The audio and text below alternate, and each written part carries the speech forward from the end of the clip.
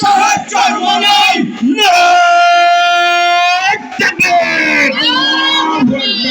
সারা বাংলায় শুনতে পাই বীর সাহায্য নাই চুরি নাই বীর সাহায্য নাই লৌহ জলে আসছে ভাই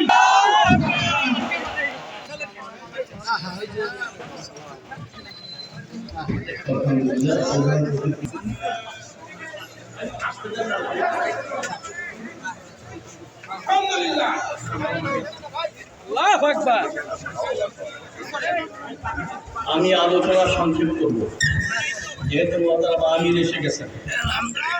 আমি অন্তর্বর্তীকালীন ধন্যবাদ না দিতে আপনারা জানেন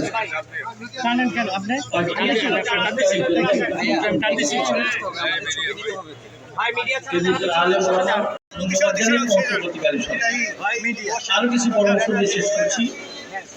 আপনারা সুনামের সাথে রাষ্ট্র পরিচালনা করুন, দেশের মানুষ আপনাদের সহযোগিতা করবে, ইসলামী আন্দোলন বাংলাদেশ আপনাদের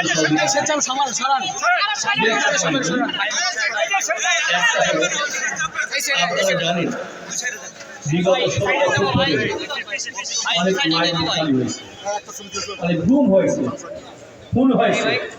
যারা করেছে তাদের বিচার করছে। শুধু তাই না,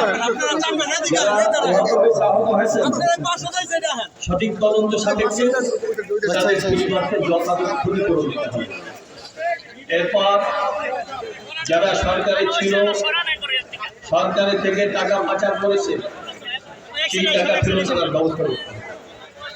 সেই সাথে যারা সরকারে ছিল তাদের সম্পদের হিসাব জাতির সামনে পেশ করতে হবে। সেই সাথে যে বিতর্কিত নির্বাচন কমিশন আসসালামু আলাইকুম ওয়া রাহমাতুল্লাহি ওয়া বারাকাতুহু। আলহামদুলিল্লাহি ওয়া কাফা ওয়া সালামুন আলা ইবাদিহিল মুস্তাফা। আম্মা বা'দ। أعوذ بالله من الشيطان الرجيم. بسم الله الرحمن الرحيم. ظهر الفساد في البر والبحر بما كسبت أيدي الناس. صدق الله العلي العظيم. توجه اللهم صل على وحبيبنا مولانا محمد صلى الله عليه وعلى آله وأصحابه وبارك. শুকরিয়া আদায় করতেছি মহান রব্বুল আলামিনের দরবারে। রব্বুল আলামিন আমাদেরকে এই সমাবেশে আসার তৌফিক দান করেছেন, শুকরিয়া আদায় করি আলহামদুলিল্লাহ। আমি আপনাদের সামনে আয়াত শরীফ তেলাওয়াত করেছি। আল্লাহ রাব্বুল আলামিন আয়াতের ভিতরে বলেছেন পানীয়ভাবে স্থায়ীভাবে যত বিপদ আপদ মুসিবত এটা তোমাদের নিজেদের হাতের কামাই। 53 বছর চলছে বাংলাদেশের স্বাধীনতার জন্য। এই দেশ স্বাধীন করতে গিয়ে লক্ষ লক্ষ মানুষ জীবন দিয়েছে, অনেকে পঙ্গু হয়েছে, অনেক মা তার সন্তানকে হারিয়েছে। নিশ্চয়ই এই স্বাধীনতার পিছনে বাংলাদেশের মানুষের একটা আশা আকাঙ্ক্ষা ছিল কি ছিল না? মূলত 3টা মৌলিক স্লোগানের বাতিলে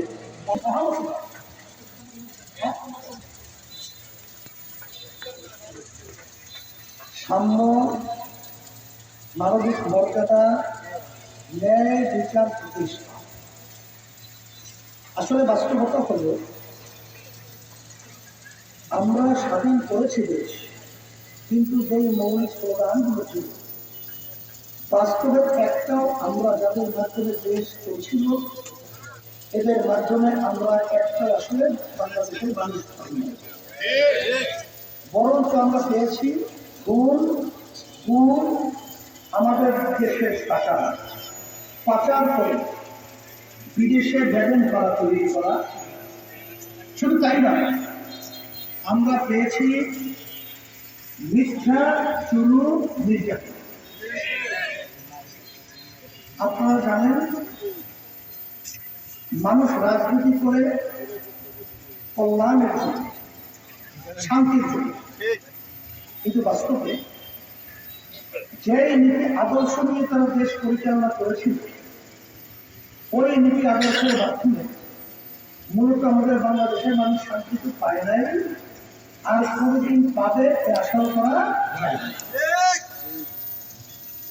আল্লাহ রাব্বুল আলামিন বলেছেন যে জাতি নিজেদের ভাগ্যের পরিবর্তন তারা নিজেরা না করে, ওই জাতির ভাগ্যের পরিবর্তন আল্লাহ বলেন আমি ঘটাই না বা করি না। সেহেতু এই ভাগ্যের পরিবর্তন আমাদেরকেই করতে হবে। আমি অনেক সময় বলে থাকি তাম দুনিয়ার ভিতরে আদর্শ বাস্তবায়নের লড়াই চলছে। তার ভিতরে আপনারা জানেন মাও Zedong, Karl Marx, Lenin, communism, Russia সহ বিভিন্ন দেশে যারা প্রতিষ্ঠিত ছিল, সেই লেনিনের মূর্তি কেরলের মাধ্যমে দিয়ে সাগরে নিক্ষেপ করা হয়েছে। বাচ্চারা মহামুসিবত আছে, নানা করছে বারবার করে নিক্ষিপ্ত করা হয়েছে। আর একটা নীতি আদর্শ যার নাম হল প্রচলিত গণতন্ত্র, যার প্রবক্তা হল আমেরিকার প্রাক্তন প্রেসিডেন্ট আব্রাহাম লিঙ্কন। তিনি এই প্রচলিত গণতন্ত্রের থিওরি দিয়েছিল government of the people, by the people, for the people. তিনি এক কথায় বোঝাতে চেয়েছিল সমস্ত ক্ষমতার মালিক জনগণ। এই নীতি আদর্শ বাস্তবায়ন কিন্তু আমাদের বাংলাদেশে বর্তমানে আছে। আসলে এই নীতি আদর্শের মাধ্যমে আমেরিকাতে দেখবেন সেখানে কিন্তু সর্বত্র অশান্তি আগুন সন্ধান করে দিয়েছে। তাম দুনিয়ার ভিতরে আত্মহত্যা সংগঠিত হয়েছে। ইতিহাস করে দেখবেন সেই দেশটার নাম হলো আমেরিকা। তাহলে বোঝা গেল ওই নীতি আদর্শের মাধ্যমে শান্তি আসতো, তাহলে আমেরিকাতেই শান্তি দেখতে পাওয়া যেত। বরঞ্চ তাম দুনিয়ার ভিতরে বড় সন্ত্রাসী হিসেবে তারা আজকে তাম দুনিয়ার কথা আজকে মাঝখান ফিলিস্তিনের মুসলমানদেরকে আর সেটা সব সহযোগিতা করছে এই প্রচলিত গণতন্ত্র দাবিটা, এই জালেম উনি আমেরিকা। এই মুসলমানরা কি তাদের ধর্মীয় স্বকীয়তা, স্বাধীনতা, তারা ধর্ম নিয়মকে পালন করতে পারে?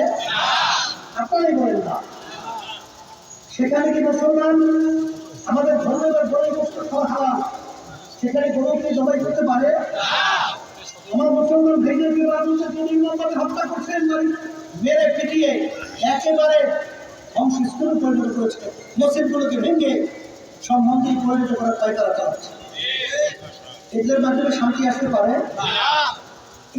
এই 16 বছরে যত চুক্তি করেছে, যত ভারতের সাথে বিভিন্ন পর্যায়ে লেনদেন করেছে, আমরা বহু তালাশ করে বহু আলোচনা করে রেখেছি। আমাদের বাংলাদেশের ছোট থেকে ছোট কোনো উপকার হয় নাই, সব স্বার্থই তিনি ভারতের জন্যই করেছেন। শেখ হাসিনা বলেছিল ভারতকে আমরা যা দিয়েছি সারা জীবন মনে থাকবে, মনে পড়ে। কথা তো ঠিকই, আসলে শুনতে হয় নাই। চোর জবরদস্ত মানুষকে হত্যা করে খুন করে এই দিনের ভোট রাতের আধারে প্রশাসনকে ব্যবহার করে বাক্স আর নৌকা মার্কার ভোট দিয়ে ভরে 100-র উপরে পার্সেন্ট ভোট, কোনো সেন্টারের ভিতরে 100 ভরে দিল।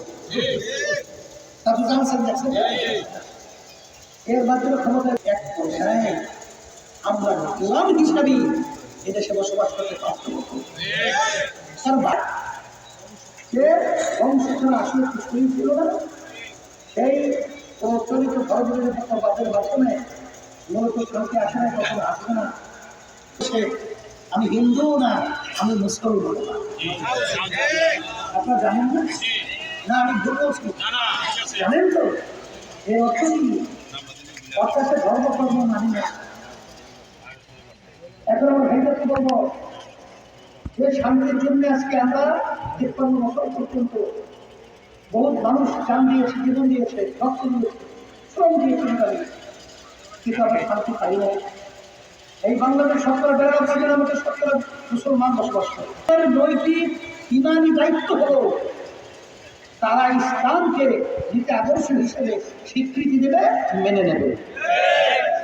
কারণ মুসলমান যদি ইসলামী তত্ত্ব রয়েছে, কেউ যদি চুল খেয়ে মুখ করে যায়, যদি কেউ ভয় পায়, যদিও সারা চুল চুল খেয়ে মুখ করছে, এখন যদিও তো সারা দেখার পরে কি পায়? ইসলাম আর ছিল মানুষ দুনিয়াতে কল্যাণ, আখেরাতে দুনিয়ার শান্তি, আখেরাতে মুক্তি। আর মুসলমান ইসলামের বাহিরে থাকা কোনো অধিকার নাই। আর বিজেপি থাকবে ইসলামের সাথে চলে শান্তির জন্য। তার বাস্তবতা আমরা দেখেছেন ৫ই আগস্ট।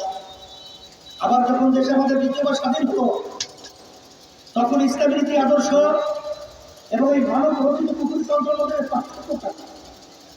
ইসলামী আন্দোলন বাংলাদেশ এবং তার সমস্ত সহযোগী সংগঠনগুলো তারা বিজেপি হিন্দু সহ তাদের জান, মাল এবং তাদের মন্দির সহ উপাসনালয় তারা তাদের পাহারায় লিপ্ত ছিল এবং তাদের ওগুলো সংরক্ষণে এবং দায়িত্ব পালন করেছে।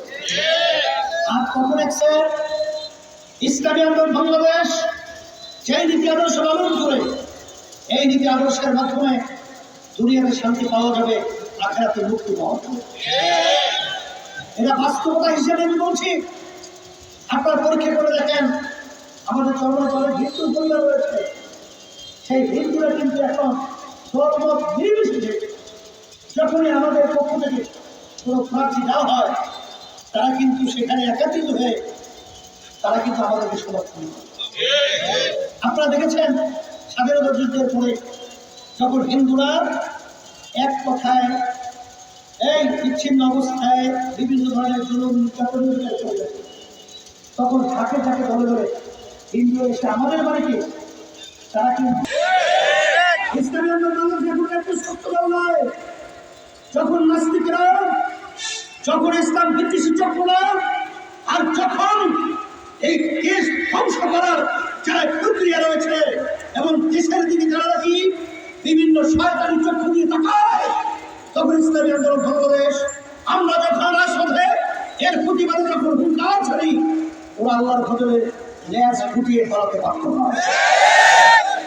ইসলামী আন্দোলন বাংলাদেশ যখন রাস্তায় আসে, তখন রাস্তায় নাস্তিকদের সেই হীন রক্ষা আল্লাহর ভজনের বাস্তবায়নের ব্যাপারে ওদের কলিজা খেতে পিয়ার সিস্টেমের মাধ্যমে, অর্থাৎ সংখ্যালঘু লোকের প্রতিনিধিত্ব করবে ৭২ লোক তার বিরুদ্ধে। এই পদ্ধতির কারণে কি অশান্তি? এই জন্য পিয়ার সিস্টেমের মাধ্যমে সংখ্যালঘু হারে প্রতিনিধিত্ব সংসদে যাবে, তাহলে সবাই সম্পৃক্ত থাকবে এবং দেশ সুন্দর থাকবে। এলে কালো টাকার দৌরত্ব, পেশি শক্তির দৌরত্ব এবং অযোগ্য কোনো প্রার্থী, অযোগ্য কোনো জনপ্রতিনিধি আর পরিচালনা দেশ করতে পারবে না।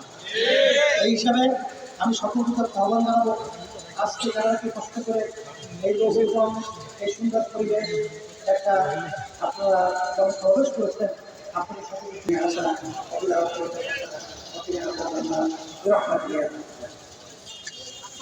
আসসালামু আলাইকুম। আলহামদুলিল্লাহ, আমাদের কেন্দ্র অনুষ্ঠিত আছে, এখানে জামাত হবে। আমাদের বিদ্যালয় অনুষ্ঠিত আছে এবং আপনার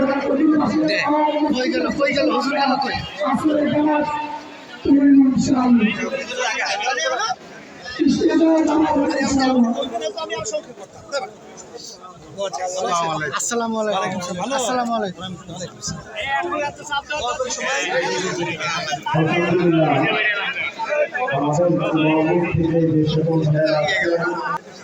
নামাজ আপনারা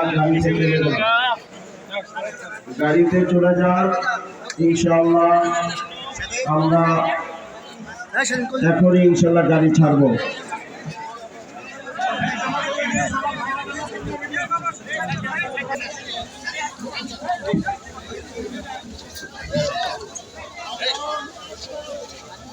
আসসালামু আলাইকুম।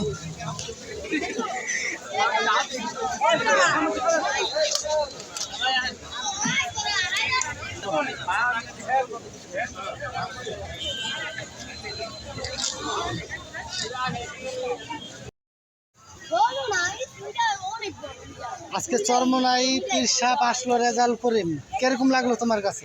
আমার কাছে খুব ভালো লাগছে। আমার বহুদিনের স্বপ্ন ছিল যে তার সাথে আমি সাক্ষাৎ করুম। আমি সকাল থেকে প্রস্তুতি নিয়েছি, যাই হোক এর সাথে আমি সাক্ষাৎ করতে পারছি, আমার জীবন ধন্য।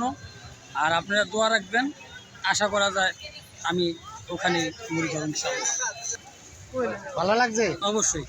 আসলে চরমনাই পীর সাহেব মনে হয় যে তোমার কাছে যে ভালো মনে হয়। আমি তো তার দেখার জন্য খুব আল্লাহ তাআলা, আমি প্রায় 1 বছর ধরে যে হইতাছি যে সামনাসামনি যে তার যে সাক্ষাৎ আমি দেখতে পাই।